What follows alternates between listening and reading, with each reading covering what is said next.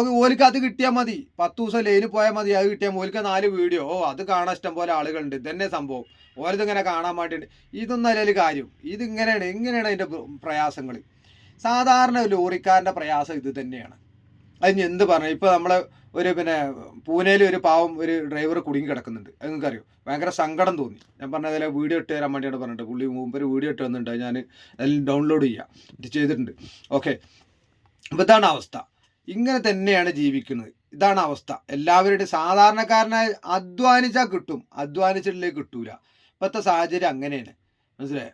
പിന്നെ നായ്ക്ക് ഒരുപാട് സംഘടനകളുണ്ട്. പക്ഷേ ലോറിക്കാരുടെ പ്രശ്നം സംസാരിക്കാൻ ഒരു സംഘടനകൾ മുന്നിട്ട് വരുന്നില്ല. എത്ര ആൾ ലോറിക്കാരുടെ സംഘടന തന്നെ ബ്രോക്കർ ഓഫീസ് നടത്തുന്നുണ്ട്. എന്നിട്ട് ലോറിക്കാരെ പരമാവധി പിയ്യാൻ നോക്കുക. ബ്രോക്കർമാർക്ക് ഒരു 2000 ഉറുപ്പ്യ കൊടുക്കുക. പിന്നെ അതിൻ്റെ പുറകെ ഇറക്ക് കൂലി ഒരു 2000, കയറ്റുകൂലി ഒരു 1500. അപ്പോൾ തന്നെ 2500 ആയി. അപ്പോൾ ഇതൊക്കെ ഈ 2500 നമുക്ക്